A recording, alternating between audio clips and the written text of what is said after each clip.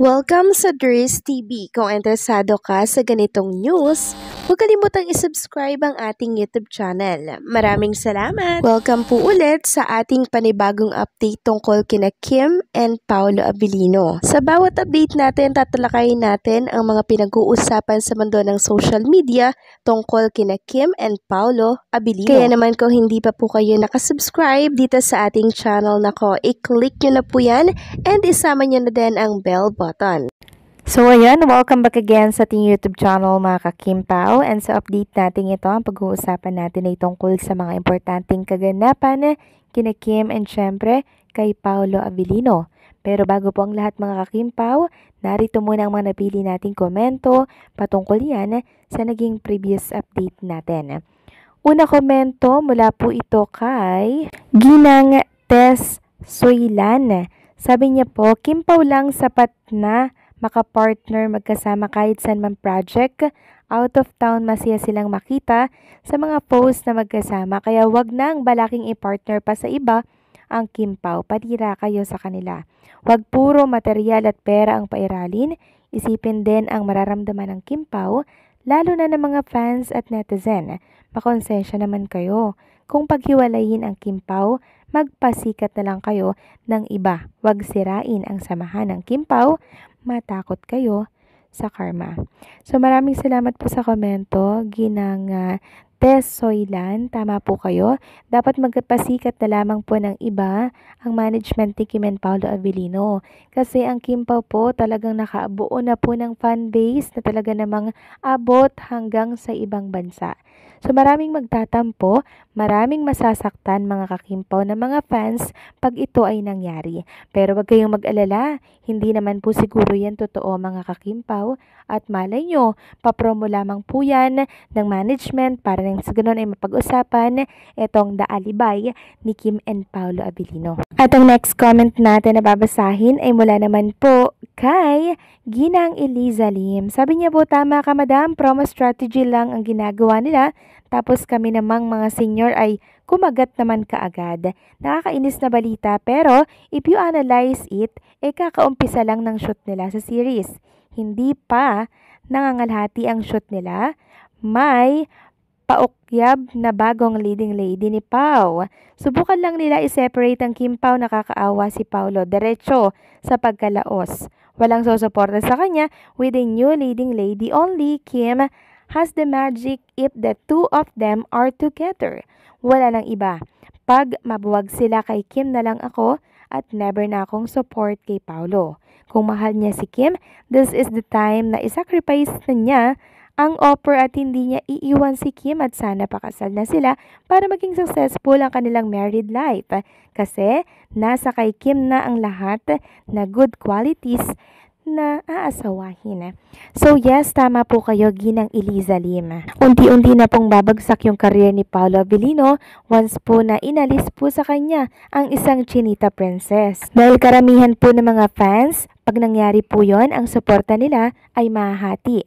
Magiging kay Chinita Princess na lamang at iiwanan daw po nila si Paolo Abilino. So how sad, diba? Kaya sana wag na pong balakin pa ng management, kung babalakin man nila, na bigyan po ng bagong kapareha ang isang Paolo Abilino. Kasi si Paolo po talaga, ang magic niya ay na kay Chinita Princess lamang. Wag na po nilang sirain pa yung nabuo na tandem na kung saan ay talaga naman pong nagbuo po ng napakalaking fan base. So hopefully mga ka-Kimpao ay panindigan po ni Paolo Abilino yung sinasabi niya na hindi po siya maghahanap o hindi niya po tatanggapin yung ibang mga offer na kung saan hindi po si Kim Chiu ang kanyang kasama. So maraming salamat sa mga komento po ninyo mga ka-Kimpao. Mag-iingat po kayo lagi, okay? So yun na nga, pag-usapan na po natin mga ka-Kimpao itong mga topic na nakalap natin sa mundo ng social media. At unahin na nga nating pag-usapan itong trending in the Philippines. Walang iba kundi po ang hashtag Kimpao Daalibay team. So, yan po mga kakimpo, 115k na post, pang 22 trending in the Philippines. Grabe! So, taping pa lang po ang The Alibay, pero eto't lagi na pong nagtitrending sa X. And speaking of The Alibay, mga kakimpaw, eto nga po't meron tayong nakita na ganap kay Paolo Abilino na kung saan iisa lamang pala yung uniform nitong si Paulo or si Vincent Cabrera. No? Sabi nga dito ni Isaac, credit sa post masis, sabi niya, uniform talaga ni Vincent Cabrera, yung jacket na brown, mayamang detective. So parang detective nga talaga no itong si Vincent Cabrera na lagi pong naka-jacket, no, jacket na brown. And also mga kakimpaw, kanina naglapag po si Kim Chu sa kanyang Instagram story ng first week of August photo niya. So unang-una, etong di ko alam kung anong picture to, naka-black siya ng backless, and then pangalawang picture, yung kumakain po sila kasama si Twinkle siguro to. And then, yung view nung pinag-shootingan nila ata to mga kakimpaw. Tapos, itong nasa room si Kim Chu. And, ayan po, no? So, yan po yung first week of August na naipon po ni Chinita Princess sa kanyang cellphone. So, kahit pa paano mga Kimpaw, napapawi po yung pagkamis natin kay Kim, no? And syempre kay Paolo Abilino. Samantalang, next topic naman tayo mga Kimpaw. Pag-usapan natin ang tungkol dito sa aking nabasa.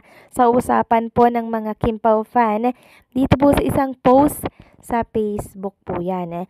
And nalungkot lang po ang ilang mga fans dahil meron nga po daw asawa itong si Vincent dito sa The Alibay. Walang iba kundi po itong si Sophia Andres daw po. Ayan po ang sabi may asawa dito si Vincent, si Sophia Andres daw. No, which is okay lang naman mga kakimpo kasi ano lang naman yan fiction, wala namang katotohanan yan. Sabi nga nang nag-reply, whatever, kahit ano pa yan, ang mahalaga hindi single si Sophia in real life. Super rich ang jowa niyan at may anak na. Si Heaven in Lindang, may jowa din yon in real life. So, okay lang. Then, may nag-reply pa na okay lang din kasi merong sa Milby din suspense pa masyado ang storyline. So, nakaka-excite mga kakimpaw, no, yung karakter po nila, yung magiging role nila dito sa The Alibay. Si Samuel B. Kaya, ano yung kanyang karakter? Ganon din si Sophia Andres, na tatayong asawa ata nitong si Paulo Abilino. So sa mga nalulungkot po dahil merong kapareha po si Paulo Abilino dito na ibang babae, okay lang yan mga kakimpaw, at least nandun si Chinita Princess. Malay mo may plot twist yan sa huli, 'di ba? Na maghihiwalay sila nung asawa niya tapos si Chinita Princess yung magiging, alam niyo na mga kakimpaw, basta may mga plot twist yung mga ganyang story. Kaya wag kayong malulungkot kung si Sophia Andres po ang asawa ni Paulo Abilino. Base yan dito sa ating mga nabasa, kung yun man nga po ay totoo. Okay, wag kayong malulungkot. Ang mahalaga, merong series si Kim and Paulo Abilino na aabangan natin everyday, okay? So, anong sa inyo dito mga kakimpaw? Okay lang ba kayo na meron pong kapareha ditong iba si Paulo? Please comment down below.